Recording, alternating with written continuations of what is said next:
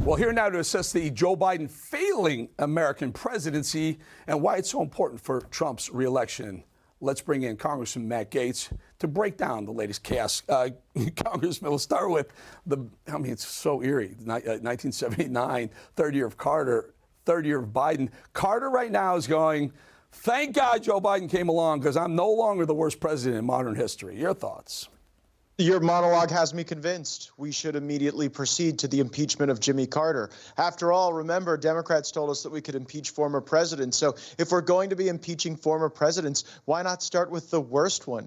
I say that in jest, of course. I do recall my mother telling me the stories of how she was a loyal Democrat throughout a good share of her life, and then she became a conservative. She started voting against Democrats when Jimmy Carter gave away the Panama Canal. And I know she's watching now and would appreciate the reference. But we also remember what came after Jimmy Carter, right? That's when we got the transformational change that Ronald Reagan brought us. And frankly, to be honest with you, Eric, right now in Congress, we need a stronger mandate as Republicans to govern pursuant to conservative principles. Because on any given day when we're trying to secure the border, hold Mayorkas accountable, ensure that we reduce spending, we have at times dozens of Republicans who jolt away and move to the mushy middle or even join Democrats. The reality is we need to have the type of wave election that came after Jimmy Carter, and maybe that's what we'll get after the failures of Joe Biden. Indeed. Listen to David Brooks, who's a liberal lefty writer, author is all over New York Times and such, Washington Post maybe, talking about Trump being a threat and an authoritarian. Take a listen. What he is saying are things he tried when he was president. Remember, at the very end of his administration, he was upset with Bill Barr because Bill Barr didn't move to arrest Joe Biden when Joe Biden was his political opponent.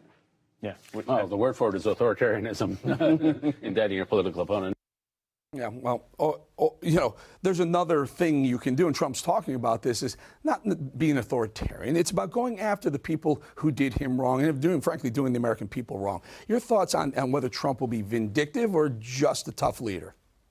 Yeah, I think back to the 2016 campaign where they said Trump was so erratic, he's so crazy that he'll start wars all over the globe and America will be imperiled. The reality was precisely the opposite. Because Trump understood game theory, because he wasn't always predictable, we had transformational peace. We saw a rapprochement in the Middle East where now the entire region is ablaze and Europe was secure, not invaded.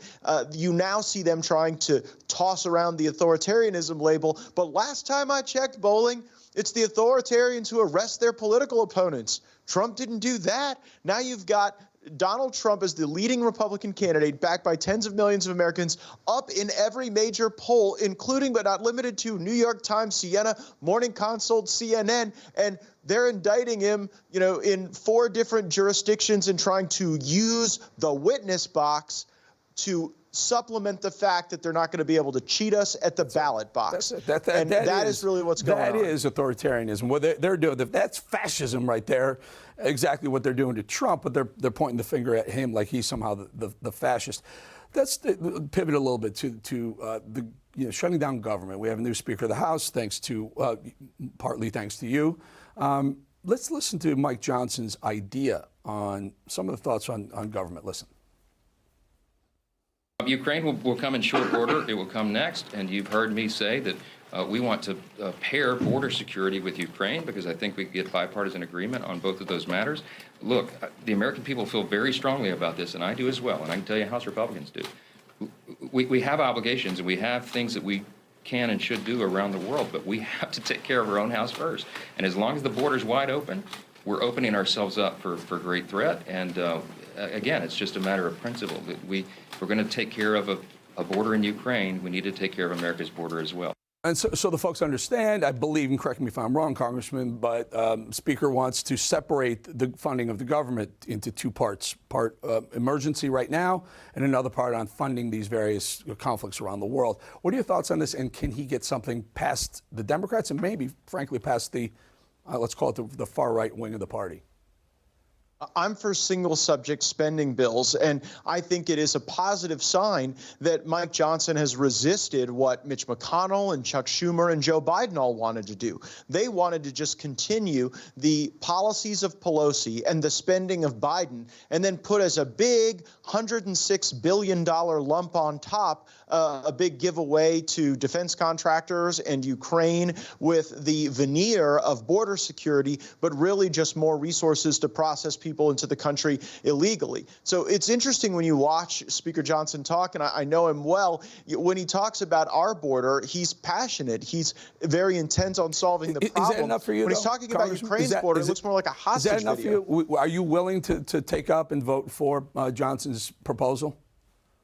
I am not in favor of the continuing resolution that I've currently seen that extends the farm bill lumped into the government funding battle and that doesn't cut spending and doesn't address the border. I think the speaker is righteous in seeking to have different agencies of government expire their funding at different times. That is creative and noteworthy and ought to be applauded. But I'm looking for a little more. I want spending cuts. I want border. And I'm not willing to extend Biden's spending and Pelosi's policies in the absence of those things. So you think we're going to have another shutdown showdown, so to speak? Final thought?